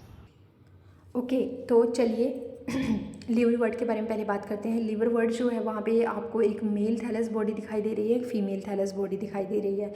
जो मेल थैलस होता है उसके ऊपर उस थैलस में आप 2-3 चीज़ें देख पाओगे। एक तो रूट लाइक स्ट्रक्चर है जिसको हम राइजोइड बोलते हैं, ये फीमेल थैलस में भी आपको दिखाई देंगे, ये यूनिसेल्युलर होते हैं लगभग। उसके अलावा आपको थैलस जो है वो दोनों में दिखाई दे रहा है, उसके अलावा आपको गैमा कप दोनों के अंदर दिखाई दे रहे हैं।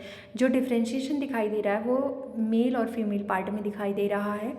मेल वाले पार्ट को हम एंथ्रीडियोफोर बोलते हैं जो बहुत ज़्यादा सुंदर नहीं है, और फीमेल वाला अगर आप ऊपर एक फ्लावर जैसे स्ट्रक्चर देखोगे तो हम इसको आर्कीगोनियम बोल देते हैं, ठीक है, आर्कीगोनियम 4 बोल देते हैं। 4 एक्चुअली यहाँ पे स्टॉक को रिप्रेजेंट करती है। अब इसके बारे में बात करते हैं। जो लिवरवर्ट होता है वो डोर्सो वेंट्रली फ्लैटेंड स्ट्रक्चर होती है, जिसको हम थैलस लाइक बोलते हैं। डोर्सो वेंट्रल का मतलब ये है कि कागज़ की तरह है, डोर्सली और वेंट्रली फ्लैटेंड होती है। इसमें जो राइजोइड्स होते हैं ये यूनिसेल्युलर होते हैं। गैमा जो होते हैं गैमा कप के अंदर बनते हैं, और ये गैमा जो है ये मल्टी सेल्युलर एसेक्सुअल स्ट्रक्चर होती है। ये ग्रीन होते हैं, फोटोसिंथेटिक होते हैं, और इनकी शेप जो होती है वो 8 के आकार में होती है। और जब ये गिरते हैं, ये स्पोर जब गिरते हैं after the detachment from the gemma cup, ये जहाँ भी गिरते हैं वहाँ पे जर्मिनेट करके मेल या फीमेल किसी भी तरीके की थैलस को फॉर्म कर सकते हैं। गैमा की शेप आपको साइड में दिखाई दे रही है, एक 8 की शेप में दिख रहा है। तो ये जो गैमा कप हैं ये एसेक्सुअल स्पोर होते हैं, और जो आर्कीगोनियोफोर या जो एंथ्रीडियोफोर होते हैं, जैसे कि मैंने पहले बताया, एंथ्रीडियम और आर्कीगोनिया कैरी करते हैं, और इस तरीके से इनमें मेल और फीमेल गैमेट का फ्यूज़न होता है, जाइगोट बनता है, एम्ब्रियो बनता है, स्पोरोफाइट बनता है, फूडसिटा कैप्सूल बनते हैं। ये मोसिस की बात हो रही है, ठीक है। तो इन्होंने लिखा है ग्रीन कलर से that antheridium and archegonium are present at special branches known as antheridiophore and archegoniophore respectively. जहाँ पे मेल ब्रांच है उसको एंथ्रीडियोफोर कहा गया है और उस पर एंथ्रीडियम लगते हैं। जो फीमेल ब्रांच है उसको आर्कीगोनियोफोर कहा गया और उस पर फीमेल स्पोर यानी आर्कीगोनियम सेक्स ऑर्गन लगता है। मोसिस थोड़े एडवांस होते हैं। मोसिस की बात कर लेते हैं। इसमें एग्जाम्पल आता है फ्यूनेरिया एंड स्फेग्नम। फ्यूनेरिया जो है उसमें आपको गैमेटोफिटिक और स्पोरोफिटिक दोनों प्लांट बॉडी देखने को मिलेंगी, और जो स्फेग्नम है उसमें गैमेटोफिटिक थोड़ी सी डोमिनेंट देखने को मिलती है। अब यहाँ पे बात करते हैं फ्यूनेरिया की। तो साइड में लिखा हुआ है कि फ्यूनेरिया जो होता है वो मोनोइशियस है, यानी मेल और फीमेल सेक्स ऑर्गन जो होते हैं वो एट डिफरेंट ब्रांचेस प्रेजेंट होती हैं ऑफ द सेम प्लांट, एक ही प्लांट के डिफरेंट ब्रांचेस पे प्रेजेंट होती हैं। तो यहाँ पे एक एग्जाम्पल दिखा रखा है जिसमें गैमेटोफाइट और स्पोरोफाइट दोनों दिखा रखे हैं। स्पोरोफाइट जो है वो डिपेंडेंट है गैमेटोफाइट के ऊपर। गैमेटोफाइट यहाँ पे लीफी दिखा रखा है, गैमेटोफाइट यहाँ पे थोड़ा सा इरेक्ट दिखा रखा है, और उसमें राइजॉइड दिखा रखे हैं, मेन एक्सेस दिखाया गया है, और लीफ अल्टरनेट पैटर्न में आपको दिखाई दे रही हैं यहाँ पे। अब लीफ से फिर सीटा निकला है, फूट जो है वो लीफ के अंदर है, दिखाई नहीं दे रहा, फूट सीटा, और फिर फाइनली एक कैप्सूल दिखाई दे रहा है। तो इन्होंने क्या कहा है कि यहाँ पे 2 तरीके का गैमेटोफाइट प्रेजेंट होता है। एक होता है प्रोटोनिमा और एक होता है लीफी गैमेटोफाइट। प्रोटोनिमा जो है वो ग्रीन फिलामेंटस लीफी स्ट्रक्चर होती है जो स्पोर के जर्मिनेशन से बनती है। यानी कि जब ये वाला जो स्पोर जो था, जब हमने ये वाली लाइफ साइकिल पढ़ी थी तो यहाँ पे हमने देखा था कि स्पोरोफाइट में फूड सीटा और कैप्सूल है। कैप्सूल में स्पोर मदर सेल है और उससे स्पोर्स बने हैं, और वो स्पोर डायरेक्टली जर्मिनेट करके गैमेटोफाइट बना रहे हैं। इन्होंने क्या कहा कि जो मोसिस हैं उसमें डायरेक्टली जर्मिनेट करके गैमेटोफाइट नहीं बनता, उसमें ये जो स्पोर होते हैं ये एक प्रोटोनिमा स्टेज बनाते हैं जो कि ग्रीन होती है, फिलामेंटस होती है और लीफी स्ट्रक्चर होती है, जो कि स्पोर के जर्मिनेट करने से पहले बनती है। मतलब जर्मिनेट वो जहाँ करेगा तुरंत की तुरंत सबसे पहले क्या बनेगा, प्रोटोनिमा बनेगा, और फिर वो प्रोटोनिमा ये लीफी गैमेटोफाइट बनाएगा जो आपको यहाँ डायग्राम में दिखाई दे रहा है। लीफी गैमेटोफाइट क्या है, इट इज़ इरेक्ट स्ट्रक्चर जिसमें root like, stem like, leaf like structure आपको दिखाई दे रही हैं, एंड ये डेवलप होता है बड से। किसकी बड से, प्रोटोनिमा की बड से। एंड कौन से प्रोटोनिमा की बड से, सेकेंडरी प्रोटोनिमा की बड से, ठीक है। तो एक्चुअल में होगा क्या, ये वाली जो लाइफ साइकिल है ना, ये जो ऊपर मैंने अभी आपको दिखाई थी जिसमें मेल फीमेल गैमेट फ्यूज़ करते हैं, जाइगोट, एम्ब्रियो, स्पोरोफाइट, ये सब बना, फूड सीटा कैप्सूल बना, कैप्सूल में स्पोर मदर सेल थी, उन्होंने मियोसिस किया, स्पोर बने हैप्लॉइड, और उन्होंने जर्मिनेट करके गैमेटोफाइट बना दिया। ये वाली जो लाइफ साइकिल है ये लिवरवर्ट के लिए है। जो मोसिस है उसके लिए लाइफ साइकिल लगभग सेम रहेगी स्पोर से पहले पहले, लेकिन स्पोर के बाद उसमें बनेगा फर्स्ट प्रोटोनिमा, देन बनेगा सेकंड प्रोटोनिमा, और फिर बनेगा गैमेटोफाइट। तो वो चीज़ यहाँ पे दिखाई गई है कि इसमें क्या होता है कि स्पोरोफाइट जो आप देख रहे हो उसके 3 पार्ट हैं, फूड, सीटा और कैप्सूल। कैप्सूल जो है, कैप्सूल में स्पोर मदर सेल है जो 2n है, उससे स्पोर बने हैं जो सिंगल हैं, हैप्लॉइड हैं, और वो स्पोर डिस्पर्स कर जाते हैं एक इलाबोरेट मैकेनिज्म के थ्रू, और स्पोर जब जर्मिनेट करते हैं तो वो प्राइमरी प्रोटोनिमा देते हैं। फिर उस प्राइमरी प्रोटोनिमा में एक बड होती है, उस बड से सेकेंडरी प्रोटोनिमा बनता है, और वो सेकेंडरी प्रोटोनिमा बड बनाने के बाद लीफिटिक गैमेटोफाइट को जर्मिनेट करता है। तो बस यहाँ लास्ट वाले स्पोर जर्मिनेशन के बाद थोड़ा सा अंतर है दोनों में, बाकी लगभग लाइफ साइकिल सेम होती है। अब बात करते हैं इकोनॉमिक इंपॉर्टेंस ऑफ ब्रायोफाइट की। तो जो ब्रायोफाइट्स होते हैं they prevent soil erosion, soil को नहीं बहने देते, as they grows in mat like manner and slow gregarious growth, मतलब ये मैट की तरह बिछ जाते हैं ब्रायोफाइट और ग्रोथ सॉइल इरोजन को रोकते हैं। दे हेल्प इन सक्सेशन, जो हमें पता है कि काफ़ी सारा सक्सेशन आता है किसी कम्युनिटी को बनाने के लिए। पाइनियर कम्युनिटी आती है, बीच की ट्रांजिशन कम्युनिटीज़ आती हैं, देन एक क्लाइमेक्स कम्युनिटी आती है। तो जो पाइनियर कम्युनिटी होती है वहाँ पे मोसेस एक बढ़िया रोल प्ले करती हैं। बेयर रॉक्स पे ये लाइकन के साथ ग्रो कर जाती हैं और लाइकन को रिप्लेस कर देती हैं, वहाँ पे ग्रो कर जाती हैं और धीरे धीरे ये उसको कन्वर्ट कर देती हैं क्लाइमेक्स कम्युनिटी में। स्फेग्नम बहुत इंपॉर्टेंट है क्योंकि ट्रांसशिपमेंट में यूज़ किया जाता है। किसकी ट्रांसशिपमेंट में? सीडलिंग वगैरह की ट्रांसशिपमेंट में, फ्लावर्स वगैरह होते हैं उनको पैकेजिंग में। As it has high water holding capacity, इसकी वाटर होल्डिंग कैपेसिटी बहुत ज़्यादा हाई होती है। Sphagnum grows in acidic marshes, acidic marshes में जब ये ग्रो करता है, जहाँ वहाँ पे जब ये मर जाता है और इसका कार्बनाइजेशन हो जाता है, कार्बोनाइज्ड हो जाता है और फॉसिल बन जाते हैं ये, तो जब ये अदर प्लांट्स के साथ आते हैं वहाँ पे तो ये पीट बनाते हैं। पीट मोस भी इसलिए स्फेग्नम को बोला जाता है। और जब ये ड्राई हो जाता है तो हम इसको एज अ फ्यूल यूज़ कर लेते हैं, मैन्योर्स वगैरह भी यूज़ किया जाता है। तो हमारे लिए ब्रायोफाइट जो होते हैं ना वो बहुत ज़्यादा इंपॉर्टेंट होती हैं। ठीक है, नेक्स्ट हम बात करते हैं अबाउट द टेरिडोफाइट। टेरिडोफाइट जो थे वो धीरे धीरे लैंड पे आना शुरू हो गए थे। They are the first successful land plant. इनको फर्स्ट ट्रैकियोफाइट्स भी बोला जाता है क्योंकि इसमें वेसल्स आ गई थी, इसमें जाइलम आ गया था, ट्रैकिड्स आ गए थे, ये सब चीज़ें आने लग गई थी। ट्रैकिड्स नहीं आए थे एक्चुअली, वेसल्स वगैरह आ गए, वेसल्स भी नहीं आई थी। इसमें जो छोटी चीज़ें होती हैं वेस्कुलर टिश्यू की वो सब आने शुरू हो गई थी। फर्स्ट जो यहाँ पे ये हैं ऐसे प्लांट्स थे जो ट्रू रूट, स्टेम और लीफ रख रहे थे and they found in cool dam and shady places. ये बहुत इंपॉर्टेंट है, टेरिडोफाइट हमेशा कूल डैम शेडी प्लेसेस में ग्रो करते हैं। क्यों? एक्चुअली बस इतना मान लो कि ऐसी जगह पे ग्रो करते हैं जहाँ पे ठंडा एनवायरनमेंट होना चाहिए, थोड़ी छाँव होनी चाहिए, शेडी प्लेसेस होना चाहिए और गीला रहना चाहिए, थोड़ा मॉइस्चर होना चाहिए। इतनी ज़्यादा पर्टिकुलर रिक्वायरमेंट की वजह से ये दुनिया में हर जगह ग्रो नहीं कर पाए क्योंकि इनका जो जियोग्राफिकल एरिया था वो बहुत ही ज़्यादा नैरो था और इसीलिए इनकी ग्रोथ भी रिस्ट्रिक्ट हो गई। ये नीट में क्वेश्चन आया हुआ है that their geographical distribution is restricted as required water for fertilisation. इनको फर्टिलाइजेशन के लिए वाटर की रिक्वायरमेंट थी और to complete their life cycle, अपने लाइफ साइकिल को कंप्लीट करने के लिए भी इनको वाटर की रिक्वायरमेंट थी। इसलिए जहाँ पे वाटर नहीं था वहाँ पे टेरिडोफाइट कभी ग्रो नहीं कर पाए। अब एज आई टोल्ड यू कि जो टेरिडोफाइट हैं वो हैप्लॉइड और डिप्लॉइड दोनों लाइफ साइकिल फॉलो करते हैं, हैप्लोडिप्लॉन्टिक लाइफ साइकिल फॉलो करते हैं। तो यहाँ पे मेन प्लांट बॉडी जो होती है वो स्पोरोफिटिक होती है और वो रूट स्टेम में डिफ्रेंशिएट होती है, लीफ भी होती है, उस पर मल्टी सेल्यूलर होती है, अपना खाना खुद बना सकती है, फोटोसिंथेटिक है, इंडिपेंडेंट होती है और डिप्लॉइड इन नेचर होती है। गैमेटोफाइट जो है वो मल्टी सेल्यूलर होते हैं बट यूजुअली इंडिपेंडेंट माने गए हैं और मोस्टली फोटोसिंथेटिक होते हैं बट समटाइम सेप्रोफिटिक भी हो सकते हैं। अब इसमें रूट जो होंगी कि करके बात करेंगे क्योंकि यहाँ से रूट आना शुरू हो गई थी, स्टेम आना शुरू हो गई थी, लीफ आना शुरू हो गई थी। तो जो इनके रूट होती हैं वो एडवेंटेशियस रूट मेनली दिखाई देती हैं। स्टेम ज़्यादातर अंडरग्राउंड होते हैं या फिर एरियल होते हैं, हवा में होते हैं।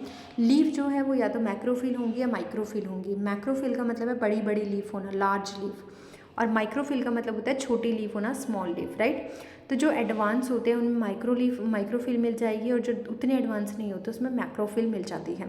लीव्स जो होती हैं, इनकी पत्तियां जो होती हैं वो एक स्पोरेंजियम रखती हैं। देखो पत्तियां दो तरीके की होती है, कुछ पत्तियां सिर्फ खाना बनाने का काम करती हैं, ठीक है, उनको हम ट्रोपोफिल्स बोल देते हैं। कुछ पत्तियां ऐसी होती हैं, कुछ लीव ऐसी होती हैं जो रिप्रोडक्शन में रोल प्ले करती हैं, उनको स्पोरोफिल बोल देते हैं। तो जो लीफ है वो उसको स्पोरोफिल कब बोलते हैं? जब वो स्पोरेंजियम रखती है। Leaf bear sporangium known as sporophyll, उसको आप स्पोरोफिल बोलोगे। Sometime these sporophyll gets aggregated to form cone और स्ट्रोबिलस। एडवांस की अगर हम बात कर लें तो बहुत सारी पत्तियाँ जो रिप्रोडक्शन में रोल प्ले कर रही हैं जिनको स्पोरोफिल बोला जाता है वो एक साथ आ जाती हैं और एक कोन जैसी स्ट्रक्चर बना लेते हैं जिसको स्ट्रोबिलाई या कोन बोल देते हैं। और ये स्ट्रोबिलाई हमें स्लेजिनेला और इक्विजिटम में देखने को मिलती है। इक्विजिटम आपको दिखाई दे रहा है डायग्राम में और स्लेजिनेला भी आपको डायग्राम में नीचे दिखाई दे रहा है। स्ट्रोबिलस देखो आपको प्रोमिनेंट दिख रहा है, इक्विजिटम में राइजोइड दिखाई दे रहे हैं, रूट लाइक स्ट्रक्चर है, प्रॉपर आपको एक इरेक्ट स्टेम दिखाई दे रहा है, आपको नोड इंटरनोड दिखाई दे रही हैं, ब्रांचेस दिख रही हैं इक्विजिटम के अंदर। स्ट्रोबिलस यानी कि बहुत सारी स्पोरोफिल्स ने कोन लाइक स्ट्रक्चर बना ली है मिलकर के, उसको हम स्ट्रोबिलस बोल रहे हैं, ठीक है। और साइड में आपको फर्न दिखाई गई है, फर्न में भी राइजोम यानी कि आपको हॉरिजॉन्टल एक वेजिटेटिव तरीका होता है ये, रिप्रोडक्शन का, तो इसको हम राइजोम बोल देते हैं। एडवेंटिशियस रूट यहाँ पे दिखाई दे रही हैं। राइजोइड्स को रूट बोला जाता है। राइजोम एक वेजिटेटिव रिप्रोडक्शन का तरीका होता है। यहाँ पे आपको स्पोरोफिल भी दिखाई दे रही है, मतलब ऐसी लीफ जो रिप्रोडक्शन में रोल प्ले करेंगी, और ये बहुत बड़ी बड़ी लीफ है, इनको मैक्रोफिल या फ्रॉन्ट कहा जाता है। अब जो स्लेजिनेला है वो थोड़ा अलग है, राइट। तो चलिए एक बार टेरिडोफाइट में हम देख लेते हैं लाइफ साइकिल कैसे होती है। देखो टेरिडोफाइट में होता क्या है एक्चुअली, जो बेसिकली आपके दो तरीके के प्लांट होते हैं, एक होते हैं होमोस्पोरस और एक होते हैं हेट्रोस्पोरस। यहाँ पे देखते हैं इस वाली डायग्राम में स्पोरो प्लांट साइड में दिखा रखा है, होमोस्पोरस और हेट्रोस्पोरस। होमोस्पोरस वो होते हैं जो सिंगल टाइप के स्पोर बनाएंगे, और for example most of the pteridophyte like ड्रायोटेरिस हो गया, एडियंटम हो गया, जिसको वॉकिंग फर्न बोलते हैं, ये सारे होमोस्पोरस होते हैं। ये सिंगल टाइप के स्पोर बनाते हैं। हेट्रोस्पोरस वो होते हैं जो डिफरेंट टाइप के स्पोर बनाते हैं, ये थोड़े एडवांस होते हैं।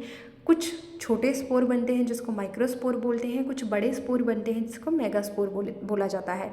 फ्यू टेरिडोफाइट्स इसमें इंक्लूड हैं, फॉर एग्जांपल स्लेजिनेला हो गया, साल्विनिया हो गया, मार्सिलिया हो गया। तो नीट में क्वेश्चन कई बार आ चुका है, ध्यान रखना, साल्विया नहीं है, साल्विनिया है, और स्लेजिनेला है। मार्सिलिया एनसीईआरटी मेंशन नहीं करती है, ठीक है। तो होमोस्पोरस की अलग लाइफ साइकिल चलती है, हेट्रोस्पोरस की अलग से लाइफ साइकिल चलती है। अब मैं इस डायग्राम पे वापस आती हूँ, तो यहाँ पे देखो, यहाँ पे जो ये एक गोल सी स्ट्रक्चर दिखाई गई है जिसमें आर्किगोनियम और एंथ्रीडियम लिखा गया है, एक्चुअली में ये गैमेटोफाइट है, यानी ये हैप्लॉइड प्लांट बॉडी है जो कि मेल और फीमेल दोनों पार्ट को एक साथ रख रहा है, मतलब ये मोनोइशियस है, यानी मेल और फीमेल दोनों पार्ट एक साथ हैं। इसमें राइजोइड आपको देखने को मिल रहे हैं, एक रूट लाइक स्ट्रक्चर है, एंथ्रीडियम बेस पे दिखाई दे रहे हैं, आर्किगोनियम आपको टिप पर दिखाई दे रहे हैं। अब होगा क्या यहाँ पे, ये जो गैमेटोफाइट होता है, ये गैमेटोफाइट स्पोर यहाँ से बनेंगे, गैमेटोफाइट से गैमेट्स बनेंगे, वो गैमेट्स फ्यूज़ करेंगे और वो स्पोरोफाइट बनाएंगे, और स्पोरोफाइट जो होगा वो स्पोरोफिल पे ग्रो करेगा। स्पोरोफिल में स्पोरेंजियम होता है जहाँ से स्पोर मदर सेल्स जो हैं 2n होती हैं, और वो स्पोरिक मियोसिस कर देती हैं, स्पोर बन जाते हैं, और वो डिस्पर्स होकर जर्मिनेट कर जाते हैं और गैमेटोफाइट बना देते हैं। इस तरीके से लाइफ साइकिल कंटिन्यू रहती है। अब हम हेट्रोस्पोरस की भी कंडीशन देख लेते हैं जो कि स्लेजिनेला है। तो हेट्रोस्पोरस में क्या होता है एक्चुअली, हेट्रोस्पोरस में जो स्पोरोफाइट है वो मेन प्लांट बॉडी है जो कि आपको दिख रही है, और इसमें स्टेम दिखाई दे रहे हैं जिन पे छोटी छोटी पत्तियां दिखाई दे रही हैं। एनसीईआरटी का डायग्राम है ये, इनको हम माइक्रोफिल बोलते हैं। इन माइक्रोफिल में से कुछ माइक्रोफिल जो होती हैं वो स्पोरोफिल का काम करना शुरू कर देती हैं। अब वो स्पोरोफिल जो है वो एक ग्रुप में एक्यूमुलेट हो जाती हैं जिसको स्ट्रोबिलस या कोन बोल दिया जाता है। अगर छोटी पत्तियां एक साथ आ गई हैं तो बोलेंगे माइक्रोस्पोरोफिल उनको बोलते हैं। अगर बड़े पत्तियां साथ आ गई हैं तो उसको मेगास्पोरोफिल बोला जाता है। अब इन माइक्रोस्पोरोफिल और मेगास्पोरोफिल के टिप पर आपको माइक्रोस्पोरेंजियम और मेगास्पोरेंजियम रिस्पेक्टिवली देखने को मिल जाता है। उसके अंदर माइक्रोस्पोर मदर सेल होती है या फिर मेगास्पोर मदर सेल होती है जिसको हम एमएमसी बोल देते हैं।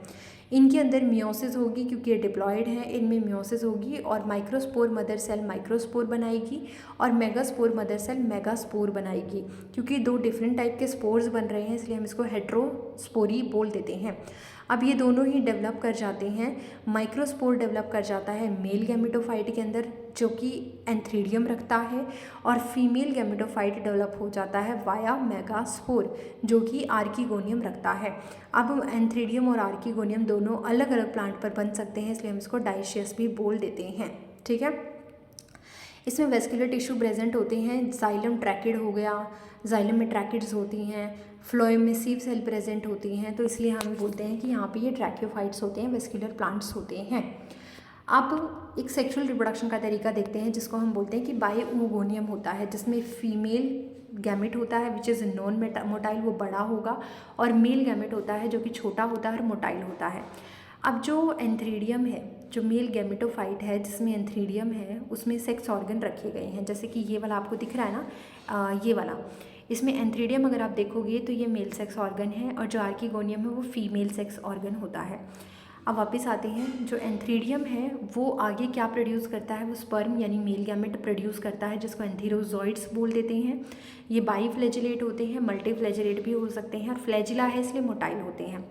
आर्किगोनियम जो था, ये जो था आर्किगोनियम, ये वाला आर्किगोनियम जो टॉप पे था, इस आर्किगोनियम की अगर बात करें तो ये फीमेल सेक्स ऑर्गन होता है और ये फीमेल गैमेट यानी कि उस स्पोर रखता है जो कि नॉन मोटाइल होता है, जो साइज़ में बड़ा होता है।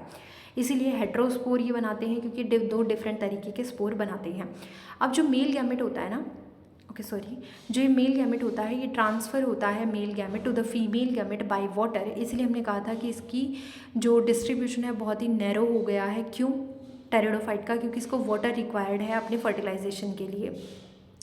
Transfer of male gamete to female gamete by water and with the help of chemotactic movement, या फिर केमिकल का यूज़ करके ये क्या करते हैं, मूव करते हैं।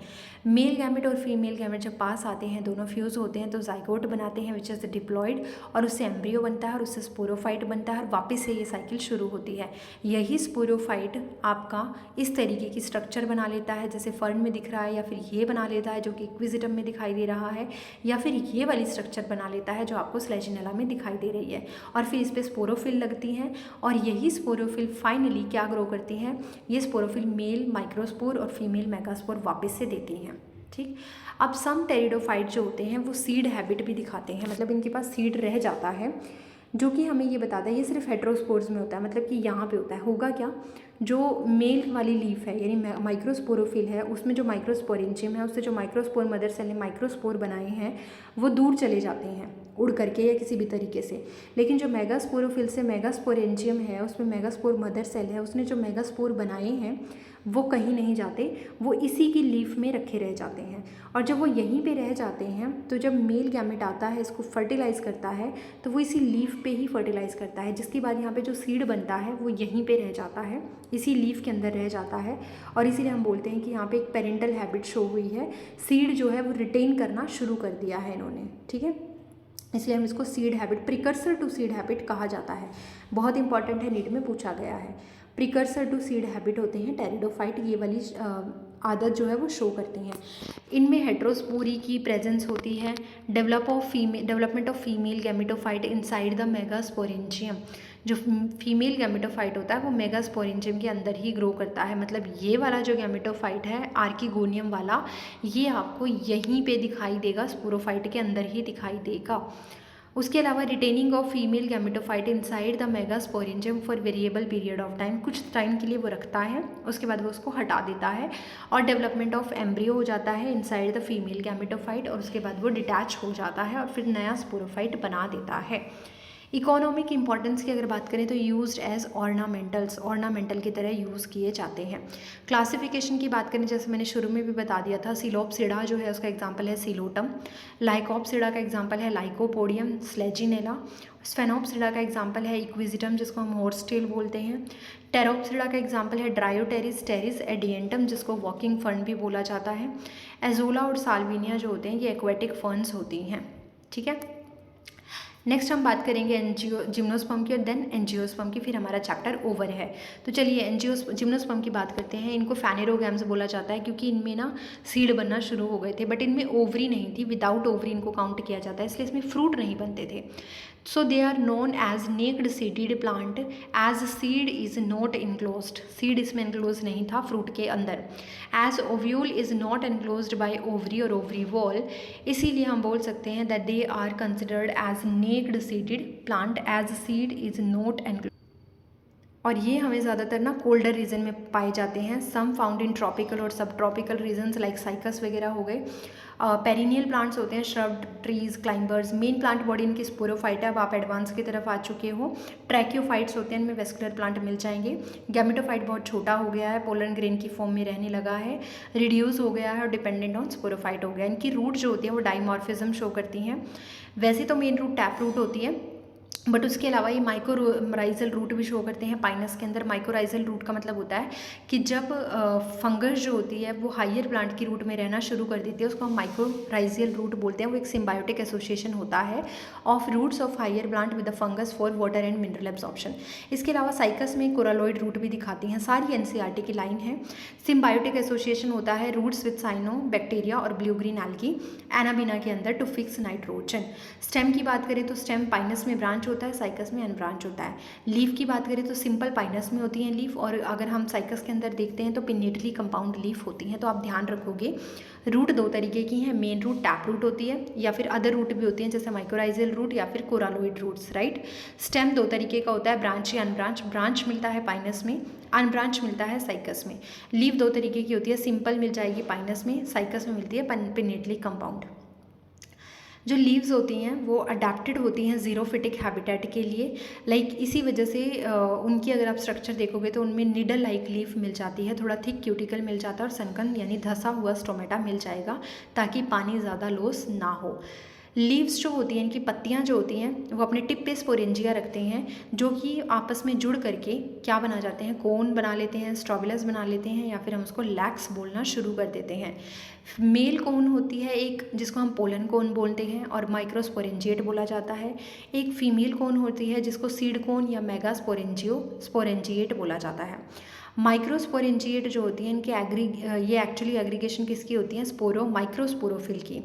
और जो मेगास्पोरेंजिएट होता है ये एग्रीगेशन होते हैं मेगास्पोरोफिल के, राइट। सेक्सुअलिटी की बात करें तो मोनोइशियस भी हो सकता है, डाइशियस भी हो सकता है। मोनोइशियस की बात करें तो मेल और फीमेल कोन जो है वो सेम बॉडी पे प्रेजेंट होंगी। फॉर एग्जांपल पाइनस, नीट में कई बार आ चुका है, पाइनस इज मोनोइशियस और साइकस इज डाइशियस। साइकस जो होता है उसमें मेल और फीमेल कोन जो होती है वो अलग अलग होती है। वेस्कुलर टिश्यू प्रेजेंट होंगे, जाइलम के लिए ट्रैकेड होंगी, फ्लोएम के लिए सीव सेल और एल्ब्यूमिनस सेल्स आना शुरू हो गई हैं।